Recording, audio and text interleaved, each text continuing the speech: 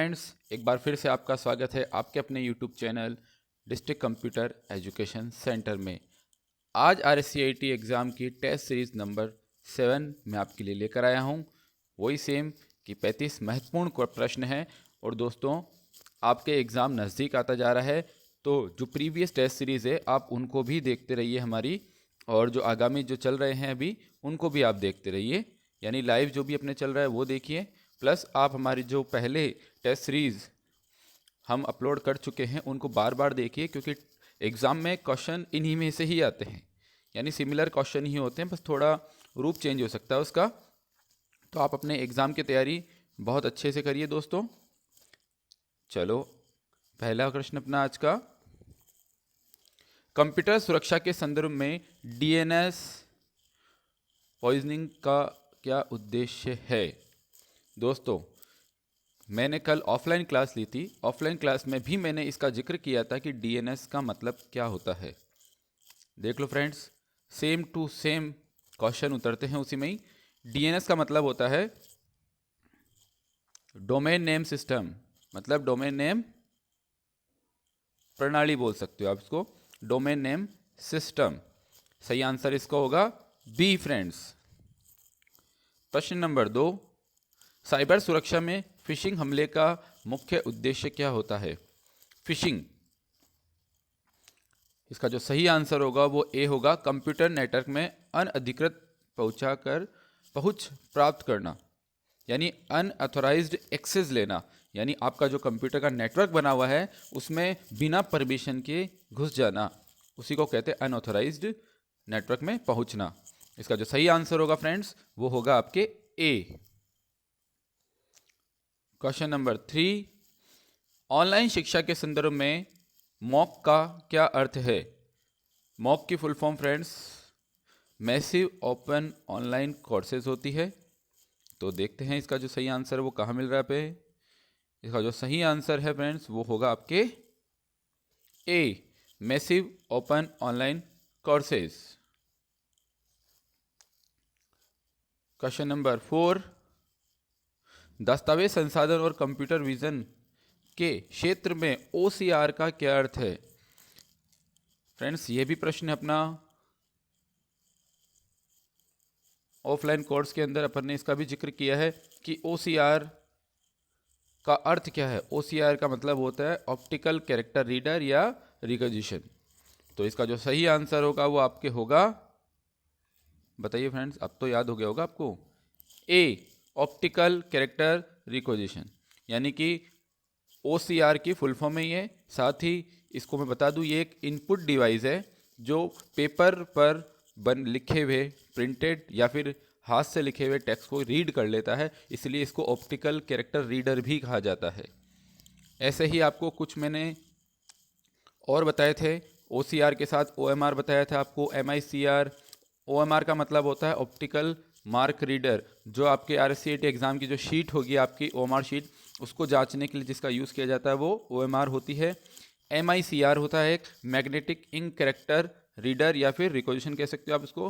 वो चेक पर लिखे हुए मैग्नेटिक इंक को वो रीड कर सकता है, तो वो बैंक में काम आता है चेक को रीड करने के लिए। तो फ्रेंड्स, ऐसे क्वेश्चन याद करते रहे। क्वेश्चन नंबर 5, निम्नलिखित में से कौन सा ई गवर्नेंस सेवाओं के रूप में माना जाता है। निम्न में से कौन सा ई गवर्नेंस सेवा के रूप में माना जाता है। तो फ्रेंड्स, इसका सही आंसर होगा ड्राइविंग लाइसेंस। गवर्नमेंट इशू करती है, इसलिए ड्राइविंग लाइसेंस आपकी क्या होगा, गवर्नमेंट सेवा है।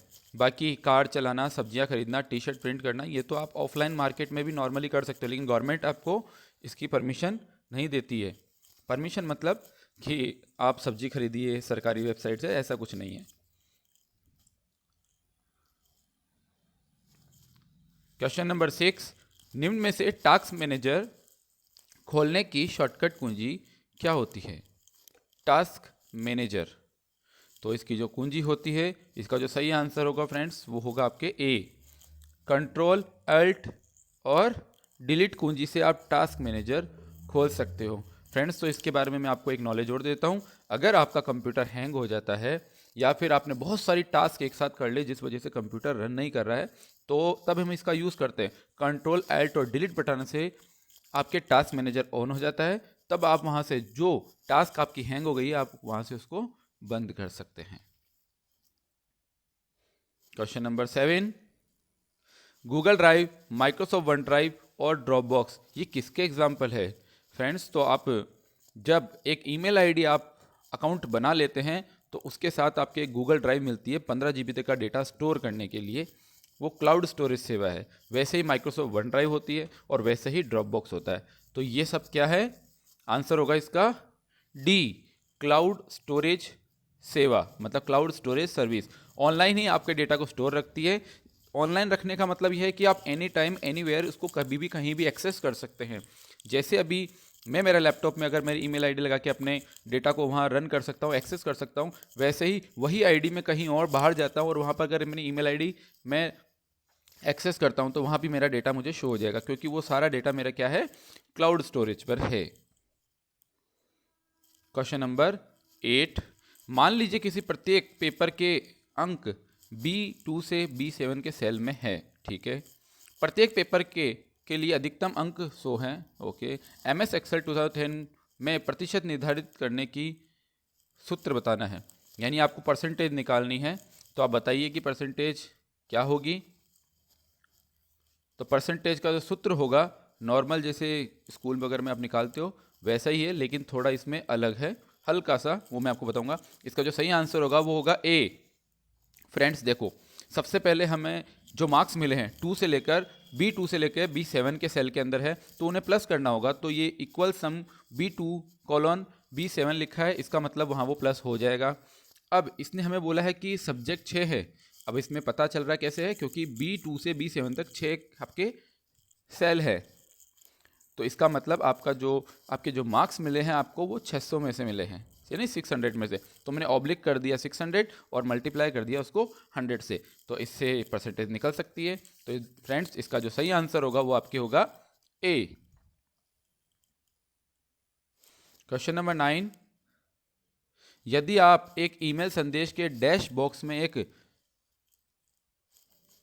यदि आप एक ईमेल संदेश के डैश बॉक्स में एक रिसिपिएंट ईमेल का पता जोड़ना चाहते हैं, मतलब कि एक्स्ट्रा, तो संदेश की एक कॉपी उस रिसिप्ट वाले को भेज दी जाएगी। मतलब कि और कोई रिसिप्ट उसको करना चाहता है, उसको आप भेजना चाहते हैं, रिसिप्ट की कॉपी बोल सकते हो आप, तो वो उसके पास चली जाएगी। और रिसिप्ट का नाम संदेश, यानी कि चलो पूरा क्वेश्चन मैं आपको समझा देता हूँ। आप अगर किसी को एक नया संदेश भेजते हैं और अगर आप उसकी कॉपी एक और किसी को भेजना चाहते हैं, जिसको आप लोग क्या बोलते हैं, कार्बन कॉपी, वो उसके पास भेज दी जाए, ओके। और वो उसको दिखे भी नहीं, किसको? जिसको आपने नॉर्मली 2 में लिख कर भेजा है उसको ना दिखे, तो उसका यूज़ कहाँ करेंगे बताए फ्रेंड्स? तो वो होता है आपके ओनली सिर्फ कार्बन कॉपी। जैसे अगर आपको किसी को कार्बन कॉपी भेजनी है, सेम टू सेम मेल करना है, जैसे मुझे आपको भेजनी है और किसी को भी भेजनी है, तो मैं उसको आप किस में करूँगा, कार्बन कॉपी में आपका टाइप कर दूंगा ईमेल एड्रेस, तो वो आपके पास जो मेल में किसी और को करूँगा वो आपके साथ पास कार्बन कॉपी शेयर हो जाएगी साथ के साथ। तो इसमें कंफ्यूज मत होना, बस अगर आपके क्वेश्चन में ऐसा मिल जाए आपको कि उस संदेश की एक कॉपी रिसिप्ट को भेज, यानी किसी को रिसिप्ट भेज दी जाए, तो आप इसको इसमें लगा सकते हैं carbon copy. Question number 10, DNS सेवा डैश को संबंधित डैश में अनुवाद करती है। बहुत अच्छा क्वेश्चन है, ये भी मैं आपको समझाता हूँ। मैंने वैसे आपको फ्रेंड्स कल ऑफलाइन क्लास में DNS का जिक्र किया था मैंने। DNS की फुल फॉर्म होती है डोमेन नेम सिस्टम। तो ये काम क्या करती है वो मैं आपको बताऊँ फ्रेंड्स। डोमेन नेम सिस्टम का काम होता है IP एड्रेस को DNS डैश सेवा क्या करती है बताइए? इसका जो सही आंसर होगा वो बी होगा। क्वेश्चन नंबर 10 का आंसर जो होगा वो बी होगा। डोमेन नेम IP एड्रेस में उसको कन्वर्ट करती है, यानी डोमेन नेम जिसके पीछे .com, .edu, .gov, .org ये सब लगते हैं वो डोमेन नेम है ही, उनको IP एड्रेस में कन्वर्ट कर देती है। तो IP का मतलब होता है इंटरनेट प्रोटोकॉल। ये भी फ्रेंड्स याद रखिएगा, फुल फॉर्म मैंने आपको बताई है। IP मतलब इंटरनेट प्रोटोकॉल। आपके जो IP एड्रेस होते हैं, आपने कल भी मैंने आपको शायद बताया है कि 198 पॉइंट दशमलव मतलब ऐसे लगा कर लिखा जाए तो वो आपके क्या होते हैं, आईपी एड्रेस होते हैं। क्वेश्चन नंबर 11, ई मित्र पोर्टल के माध्यम से निम्नलिखित में से कौन सी सेवाओं का लाभ उठाया जा सकता है। यानी ई मित्र पोर्टल से आप क्या क्या करवा सकते हैं फ्रेंड्स। बिल भी जमा करवा सकते हैं, प्रमाण पत्र के लिए आवेदन भी कर सकते हैं, शिकायत दर्ज कर सकते हैं। तो इसका जो सही आंसर होगा वो अपने होगा फ्रेंड्स डी, ये सभी कार्य हम कर सकते हैं। क्वेश्चन नंबर 12, नया दस्तावेज या विंडो खोलने की शॉर्टकट कुंजी क्या है। नई विंडो खोलने की शॉर्टकट की, यानी आप Word, Excel, PowerPoint, Paint कुछ भी आप अगर रन करवा रहे हैं और आपको फिर भी नई चाहिए फाइल, यानी मतलब न्यू फाइल चाहिए, तो उसकी शॉर्टकट की एक ही हो सकती है फ्रेंड्स, क्या होगी, इसका होगा सी, मतलब कंट्रोल एन। न्यू फाइल के लिए कंट्रोल एन प्रेस किया जाता है। कंट्रोल ओ तो ओपन के लिए, कंट्रोल एस सेव के लिए और कंट्रोल पी प्रिंट के लिए यूज होती है शॉर्टकट की। क्वेश्चन नंबर 13, एसएसओ पोर्टल निवासी के लॉगिन के माध्यम से कौन सी सेवा का उपयोग किया जा सकता है। यानी आप एसएसओ पोर्टल पे जाकर कौन कौन सी सेवाओं का यूज कर सकते हैं फ्रेंड्स। पहला, वेब पोर्टल के माध्यम से ई मित्र सेवाएं ले सकते हैं। एसएसओ अगर आपकी आईडी है तो आप ई मित्र की सेवा सारा काम कर सकते हैं। राज संपर्क ये भी कर सकते हैं। ई सार्वजनिक प्रणाली यानी कि पब्लिक डिस्ट्रीब्यूशन वाला भी काम हम कर सकते हैं। तो इसका जो सही आंसर होगा फ्रेंड्स 13 का वो होगा डी, ये सभी, all of this. Question number 14, e commerce website का उदाहरण है। ई कॉमर्स वेबसाइट, तो बताते हैं आपको फ्रेंड्स कि ई कॉमर्स होती क्या है। ई कॉमर्स वेबसाइट आपके आंसर होगा इसका सी, अमेजोन। यानी जो शॉपिंग साइट्स होती है वो सारी ई कॉमर्स ही है। तो बाकी सब क्या है इसमें ये देखते हैं। ट्विटर एक सोशल नेटवर्किंग है, फेसबुक सोशल नेटवर्किंग है। आप ऑल ऑफ दिस मत करना, आपको शॉपिंग वेबसाइट पूछिए, मतलब अमेजोन, फ्लिपकार्ट, मीशो, ये जो होती हैं ये सभी आपके शॉपिंग वेबसाइट। तो इसका आंसर जो होगा वो होगा C. Question number 15, Microsoft PowerPoint 2010 के एनिमेशन टैब में नियंत्रण समूह निम्नलिखित है। यानी आप एनिमेशन टैब में आपको क्या क्या मिलता है। मैंने आंसर हिंदी में बोला है फ्रेंड्स, लेकिन आप इंग्लिश में भी आप इसको पढ़ सकते हैं और एग्जाम में भी आपको हिंदी और इंग्लिश दोनों लैंग्वेज में आपको क्वेश्चन मिलेंगे। अगर किसी को प्रॉब्लम हो तो वो इंग्लिश में भी पढ़ सकता है, हिंदी में भी पढ़ सकता है। तो फ्रेंड्स ये बता रहा है आपको कि एनिमेशन जो टैब होती है उसमें आपको क्या क्या मिलते हैं। तो बताइए क्या क्या सम्मिलित है उसमें। प्रीव्यू मिलता है, एनिमेशन मिलता है, रियल टाइमिंग मिलता है। तो इसका जो सही आंसर होगा वो होगा आपके डी, ये सभी, ऑल ऑफ दिस आपको मिलते हैं एनिमेशन टैब में। चलो एनिमेशन टैब की ही बात कर रहे हैं तो आपको मैं ये पूछ सकता हूँ कि एनिमेशन कितने प्रकार के होते हैं। एनिमेशन किसी भी ऑब्जेक्ट को अगर आप देते हो वो कितने प्रकार के होते हैं, वो 4 होते हैं, एंट्रेंस, एम्फेसिस, एग्जिट और मोशन पाथ। ओके, बाकी सब तो अपने नाम से पता चल रहा है, लेकिन मोशन पाथ का काम होता है किसी ऑब्जेक्ट को एक जगह से दूसरी जगह मूव करवाना हो तब आप मोशन पाथ का यूज़ करेंगे। ओके, चलो एनिमेशन की बात हो गई। फिर आपसे पूछा जाता है अगर कि एक स्लाइड से दूसरे स्लाइड पर जब आप जाते हैं तो उनके बीच में जो इफेक्ट आता है, जो एनिमेशन आता है, उसे क्या कहते हैं, उसको कहा जाता है स्लाइड ट्रांजिशन। फ्रेंड्स ये चीज़ ज़रूर याद रखना क्योंकि बहुत कंफ्यूज करती है कि एनिमेशन जो ऑब्जेक्ट को देते हैं ये वही है क्या, तो थोड़ा अलग है। Question number 16 friends, MS Excel 2010 में एक चार्ट के तत्व निम्नलिखित हैं। यानी एक चार्ट में क्या क्या होते हैं। चार्ट के तत्व मतलब एलिमेंट्स। तो फ्रेंड्स इसका जो सही आंसर होगा वो होगा आपके B, data points, data series और ग्रिड लाइंस। आपके MS एक्सेल में 2010 में एक चार्ट में निम्नलिखित तत्व होते हैं, डेटा पॉइंट्स, डेटा सीरीज और ग्रिड लाइंस। क्वेश्चन नंबर 17 है आपके फ्रेंड्स, निम्नलिखित में से कौन सा एक open source mobile operating system है। Open source mobile operating system है। तो इसका जो सही आंसर होगा बता सकते हैं ओपन सोर्स कौन सा है? मुझे वैसे इसमें नज़र नहीं आ रहा है, तो आपको बता दूं फ्रेंड्स, है कोई कि open source mobile operating system. चलो इससे पहले मैं आपसे मोबाइल ऑपरेटिंग सिस्टम के बारे में ही पूछता हूँ कि मोबाइल ऑपरेटिंग सिस्टम कौन कौन से होते हैं। एक तो होता है एंड्रॉयड, जो सबसे ज़्यादा ट्रेंड में है, ठीक है। एक होता है एप्पल iOS, एक होता है विंडो। तो आपके मोबाइल ऑपरेटिंग सिस्टम यही है। आप जितने भी सैमसंग के फ़ोन, वीवो, ओप्पो, MI, ये सभी फ़ोन देखते हैं, ये सभी एंड्रॉयड फ़ोन से।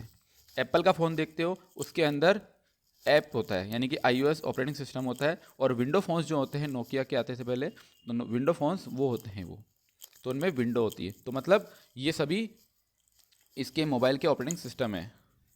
तो यहाँ पर यही पूछ रहा है, तो बताओ कौन सा होगा फ्रेंड्स? क्वेश्चन नंबर 17 का आंसर इसका होगा आपके डी, इनमें से कोई नहीं।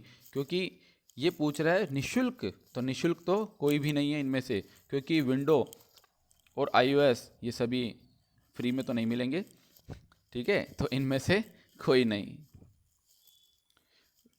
क्वेश्चन नंबर 18, विंडो 10 में स्नैप असिस्ट का मतलब क्या होता है? Snap assist, question number 18, question number 18, question number 18 का जो आंसर होगा आपके स्नैप असिस्ट का उपयोग बताना है, तो उसका सही आंसर फ्रेंड्स हो जाएगा आपके सी, एक स्क्रीन पर एक से अधिक विंडो को रन करवाना। आप मोबाइल में भी यही करते हैं। आजकल मोबाइल में ऑप्शन है, आप मोबाइल की आधी विंडो के अंदर तो कोई और काम कर सकते हो और आधी विंडो में कुछ और, तो इसी को बोलते हैं स्नैप असिस्ट करना। तो हमारे कंप्यूटर में भी ये सिस्टम होता है, उसे कहा जाता है स्नैप असिस्ट, ठीक है। Running more than one window on one screen. Okay, सही आंसर हो गया इसका सी।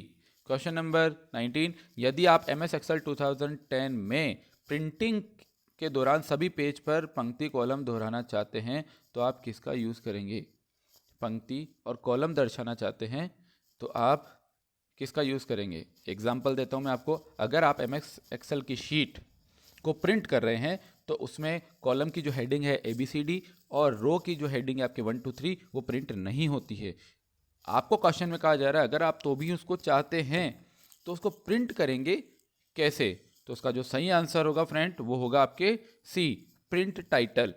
इसका उपयोग करके आप क्या कर सकते हैं? उनको प्रिंट करवा सकते हैं, क्योंकि ये बोल रहा है कॉलम हेडिंग।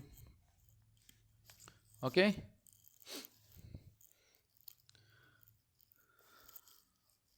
क्वेश्चन नंबर आपका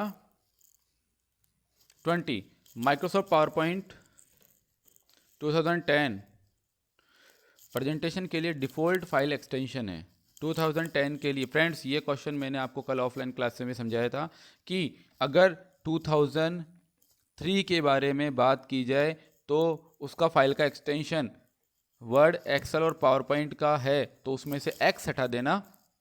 तो अभी आपसे क्या पूछा जा रहा है? PPTX, क्योंकि ये 10 के लिए माना जा रहा है तो इसका जो सही आंसर होगा फ्रेंड्स वो होगा आपके ए, PPTX, क्योंकि 2010 के लिए बोला जा रहा है। अगर आपसे 2003 के लिए बोला जाए तो आप डॉट PPT इसका आंसर होगा। अगर 3 के लिए बात की जाए, ओनली 3 के लिए, बाकी सब में आपको X तो लगाना ही है। इसका जो सही आंसर हो गया आपके ए। क्वेश्चन नंबर 21, पावर पॉइंट 2010 में एक स्लाइड में एक ऑब्जेक्ट पर कस्टम एनिमेशन कैसे लागू करें? ओके, क्वेश्चन नंबर 21, इसका जो सही आंसर है फ्रेंड्स वो होगा आपके ए, ऑब्जेक्ट पर राइट क्लिक करके और कॉन्टेक्स्ट मेन्यू में एक कस्टम एनिमेशन का ऑप्शन आ जाता है, आप वहाँ से भी डायरेक्ट कर सकते हैं। फ्रेंड्स ऐसे तो आप एनिमेशन टैब पे भी जा सकते हैं, नहीं तो आपने जो कोई फोटो या कोई शेप लगाया है उसी पे राइट क्लिक करेंगे, उस पर कस्टम एनिमेशन ऑप्शन आ जाता है, आप डायरेक्टली वहीं से भी उसको एनिमेशन दे सकते हैं। तो सही आंसर इसका हो गया ए। क्वेश्चन नंबर 22, भारत के राष्ट्रीय भुगतान नियम द्वारा बनाया गया या फिर लॉन्च किया गया, किसको लॉन्च किया गया है? फ्रेंड्स जरूर याद रखिएगा, आपने अपने ATM कार्ड पे भी कभी आपने इसको देखा होगा कि उस पर लिखा होता है क्या? रुपे कार्ड, यानी national payment corporation of India ने इसको लागू किया है, किसको? रुपे कार्ड को। ठीक है, तो इसका जो सही आंसर हो गया वो हो गया ए। मगर इसका ये भी याद रखना, NPCI की फुल फॉर्म क्या होती है? तो वो होती है national payment of corporation India. ये जरूर ध्यान रखिएगा। और इसने किसे लॉन्च किया है? राष्ट्रीय भुगतान प्रणाली ने रुपए को लॉन्च किया है। ओके, क्वेश्चन इसका भी आता है। प्रश्न नंबर आपका 23, MS Excel 10 में किस फंक्शन का उपयोग रेंज में सबसे अधिकतम मूल्य को ढूंढने के लिए किया जाता है? फ्रेंड्स बहुत इजी है, मैक्सिमम वैल्यू। तो मैक्स का शॉर्टकट की आपको दिया हुआ है मैक्स, ठीक है, मैक्सिमम की शॉर्टकट की है ये। आपके सबसे बड़ी वैल्यू ज्ञात करनी हो तो आप मैक्स का यूज़ कर सकते हो, और सबसे छोटी वैल्यू ज्ञात करनी हो तो आप किसका यूज़ करेंगे? MIN। विदाउट इक्वल मत करना फ्रेंड्स। इसका सही आंसर हो गया आपके ए। क्वेश्चन नंबर 24 में राजस्थान में मुख्य ई गवर्नेंस पहले कौन सी थी? राजस्थान में मुख्य ई गवर्नेंस पहले कौन सी थी? ई गवर्नेंस बताइए। तो इसका जो सही आंसर है फ्रेंड्स वो होगा डी। ये सभी, राजमेघ भी थी, राजनेट भी है और राज सेवा द्वार भी है, तो ये सभी होगा। यानी गवर्नमेंट ऑथराइज हो गए सारी की सारी ऐप्स। ये सभी आपको आजकल SSO के अंदर मिल जाती है। फ्रेंड्स नेक्स्ट क्वेश्चन की तरफ अपना। क्वेश्चन नंबर 25 है, ईमेल संचारण में उपयोग आने वाले BCC की फुल फॉर्म क्या होती है? उसका रूप क्या होता है? फ्रेंड्स ये भी मैं आपको बता दूं कि कल मैंने ये भी क्वेश्चन आपको आपकी ऑफलाइन क्लास में समझाया था कि CC मतलब होता है कार्बन कॉपी और BCC मतलब होता है ब्लाइंड कार्बन कॉपी। तो इसका जो सही आंसर होगा वो होगा आपके friends B, blind carbon copy. इसको ब्लैक कार्बन कॉपी मत कर देना, ब्लाइंड कार्बन कॉपी इसका सही आंसर है। आंसर होगा इसका B. Question number 26, MS Excel 2010 में फॉर्मेट सेल डायलॉग बॉक्स खोलने के लिए कीबोर्ड का शॉर्टकट क्या है? फॉन्ट सेल्स खोलने के लिए बताइए फ्रेंड्स। फॉर्मेट सेल खोलना है तो आप किसका यूज़ करेंगे? आप करेंगे कंट्रोल शिफ्ट और F। फॉर्मेट सेल खोलना हो आपको ऑप्शन तो आप इसका यूज़ कर सकते हैं, शॉर्टकट की है friends. Question number 27, MS Excel 10 में वी लुकअप फंक्शन का क्या काम होता है? फ्रेंड्स ये फंक्शंस की ही बात कर रहा है। वी लुक, एच लुक होते हैं दो फंक्शन, और तो उसमें से ये वी लुक, इसका जो सही काम होता है वो होता है आपके ए, एक रेंज के पहले कॉलम में एक मूल्य की खोज करता है और उस पंक्ति में दूसरे कॉलम में संबंधित वैल्यू को लौटाता है। ठीक है फ्रेंड्स, तो इसका सही आंसर होगा आपके ए। क्वेश्चन नंबर 28, माइक्रोसॉफ्ट वर्ड 2010 में कौन सी रिबन टैब में टेक्स्ट को फॉर्मेट करते हैं, फ़ॉन्ट बदलते हैं और पैराग्राफ सेटिंग को समायोजित करने के आदेश होते हैं? फ्रेंड्स बहुत इजी क्वेश्चन है ये भी, इसको थोड़ा बड़ा चढ़ा कर दिया गया है तो मैं आपको इजी वे में आपको समझाऊं कि आप कौन सी टैब में, वर्ड या एक्सेल की कौन सी टैब में टेक्स्ट का कलर चेंज कर सकते हैं, टेक्स्ट का साइज़ बदल सकते हैं। तो ये सारा जो भी काम होता है वो सब टेक्स्ट से रिलेटेड, मैंने आपको कहा था वो ओनली सिर्फ होम के अंदर ही होता है। इसका जो सही आंसर है वो होगा आपके home. Question number 29, Microsoft word 2010 में पेज ब्रेक कैसे डाला जा सकता है? पेज ब्रेक कैसे लगा सकते हैं आप माइक्रोसॉफ्ट वर्ड में? यानी आप अगली पंक्ति में आना चाहते हैं अगले अपने काम को लेकर, तो उसकी शॉर्टकट की पेज ब्रेक करना हो तो आपको, तो बताइए फ्रेंड्स क्या हो सकता है इसका सही आंसर? इसका जो सही आंसर होगा वो होगा आपके बी, पेज लेआउट टैब पर जाएं और पेज ब्रेक पर क्लिक करें। ठीक है, ये हो गया। और इसकी शॉर्टकट की भी मैं बता दूं, कंट्रोल के साथ में एंटर करते हैं तो भी पेज ब्रेक की शॉर्टकट की होती है। पेज ब्रेक कंट्रोल के साथ में एंटर दबाने पर भी मिल जाएगा आपको, और आपको पेज लेआउट टैब में जाने के बाद भी मिल जाएगा। ठीक है फ्रेंड्स, नेक्स्ट क्वेश्चन आपका 30, माइक्रोसॉफ्ट वर्ड 2010 में फाइंड रिप्लेस सुविधा का उद्देश्य क्या होता है? कल आपसे क्वेश्चन पूछा गया था कि फाइंड रिप्लेस की शॉर्टकट की, और आज पूछा गया कि फाइंड रिप्लेस का काम क्या होता है। तो फ्रेंड्स इसका जो सही आंसर है 30 क्वेश्चन का वो आपके होगा बी, दस्तावेज में विशिष्ट शब्द या वाक्य की खोज करता है और उन्हें नए पाठ में बदलता है। बहुत थोड़ा डिफिकल्ट है बताना इसको, लेकिन सिंपल, आपके दस्तावेज मतलब डॉक्यूमेंट में किसी वर्ड को खोजता है जो आपने फाइंड किया है और उसकी जगह उसको रिप्लेस करता है, मतलब दूसरा लगा देता है। तो इसका सही आंसर हो गया आपके B. Question number 31 friends, Microsoft Word 10 में आप कैसे एक सांख्यिक सूची बना सकते हैं, यानी क्रिएट ए नंबर लिस्ट, सांख्यिक सूची। आप इसमें कंफ्यूज मत होइएगा, इंग्लिश में पढ़ सकते हैं। आपको नंबर लिस्ट बनानी है, नॉर्मल सी बात है। तो 31 का जो आंसर होगा फ्रेंड्स, वो आपके होगा 31 का डी। होम टैब पर पैराग्राफ सेटिंग में नंबरिंग बटन होता है, एक बुलेट बटन होता है, याद कीजिए बुलेट्स होते हैं, और एक नंबर लिस्ट बनाने के काम आता है, सिंपल। क्वेश्चन नंबर 32, एक वेब ब्राउज़र का मुख्य उद्देश्य क्या होता है? वेब ब्राउज़र में जाकर, वेब ब्राउज़र कौन कौन से होते हैं वो नाम बताइए मुझे फ्रेंड्स, अगर आप जानते हैं तो मैं आपको बता देता हूँ फिर भी। Google Chrome, Microsoft Edge, Mozilla Firefox, opera mini, Netscape, ये सभी क्या होते हैं? वेब ब्राउज़र होते हैं, लेकिन होते फिर भी क्या है? एक एप्लीकेशन सॉफ्टवेयर ही होते हैं फ्रेंड। तो यहाँ पर ये पूछा जा रहा है लेकिन कि एक वेब ब्राउज़र का उद्देश्य क्या है? तो फ्रेंड्स इसका जो सही आंसर है 32 का, वो होगा आपके सी, इंटरनेट पे वेबसाइट को ब्राउज़ करना। इंटरनेट पर किसी भी वेबसाइट को ब्राउजिंग करने के काम आता है ये। इसका सही आंसर बी हो गया, सॉरी सी हो गया है।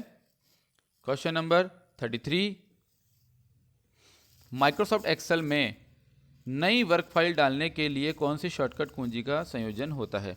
माइक्रोसॉफ्ट एक्सेल में नई वर्कशीट लेनी है, ओके फ्रेंड्स, नई वर्कशीट लेने की बात कर रहा है, तो थोड़ा सोच कर जवाब दीजिए। नई वर्कशीट लेने के लिए शॉर्टकट की क्या होगी? माइक्रोसॉफ्ट एक्सेल में नई वर्कशीट लेने की शॉर्टकट की बताइए फ्रेंड्स। फ्रेंड्स जो इसका सही आंसर होगा वो आगा आपके ए, शिफ्ट के साथ में F11 प्रेस करने से आप नई वर्कशीट इंसर्ट कर सकते हैं। क्वेश्चन नंबर 34, माइक्रोसॉफ्ट आउटलुक में नया ईमेल बनाने की शॉर्टकट की क्या होती है? सिंपल फ्रेंड्स, तो इसका भी आपको शॉर्टकट की याद ही रखनी पड़ेगी। शॉर्टकट्स तो देखो फ्रेंड्स आपको याद करने होंगे, और कुछ फुल फॉर्म्स भी जो आपके प्रश्न एग्जाम में पूछे जाते हैं। तो इसका जो सही आंसर है वो होगा D, control plus shift plus M. Microsoft Outlook में नया ईमेल बनाने के लिए इसको यूज़ किया जाता है। आप बहुत से फ्रेंड्स आप लोग सोच रहे होंगे कि ये आउटलुक कहाँ से हो गया, वर्ड एक्सेल पावर पॉइंट की बात चल रही थी। तो आउटलुक में आप ईमेल से रिलेटेड सारे काम कर सकते हैं, अपने ईमेल आईडी उसमें जोड़ सकते हैं, और मेल का जो मैनेजमेंट है वो सारा उसमें हो सकता है। तो इसकी जो शॉर्टकट की है नया मेल की, control plus shift plus M. Question number 35, आज का लास्ट क्वेश्चन, विंडो में एक रीस्टोर पॉइंट का उद्देश्य क्या होता है? फ्रेंड्स इसका जो सही आंसर है वो आपके होगा बी। इसका सही आंसर होगा बी, सिस्टम को समस्याओं के मामले में पिछली अवस्था में पुनः पहुंचाना। वापस इजी वे में समझाऊं, अगर आप कोई काम कर रहे हैं और कोई प्रॉब्लम आई तो वापस बैक जाने के लिए आप क्या कर सकते हो? किसका कर सकते हो? विंडो रिस्टोर पॉइंट का यूज़ कर सकते हो। तो फ्रेंड्स आपके 35 क्वेश्चन आज अपने कंप्लीट हुए। आपकी टेस्ट सीरीज नंबर 7 थी आज। तो फ्रेंड्स आप हमारी वीडियोस के साथ ऐसे बने रहें, आपका प्यार हमें मिलता रहे ऐसे ही, और हम आशा करते हैं और हम दुआ करते हैं कि आपकी एग्ज़ाम की तैयारी बहुत अच्छी चल रही होगी, और आप हमारी सभी वीडियोस को देखते रहें, जिससे आपके एग्ज़ाम में पास होने की पूरी गारंटी रहेगी। क्योंकि आप अच्छे से अगर पढ़ते हैं, इनको याद करते हैं फ्रेंड्स, तो आपकी एग्ज़ाम की तैयारी डेफिनेटली बहुत अच्छी होगी। हमारी वीडियोस के साथ बने रहें। धन्यवाद फ्रेंड्स।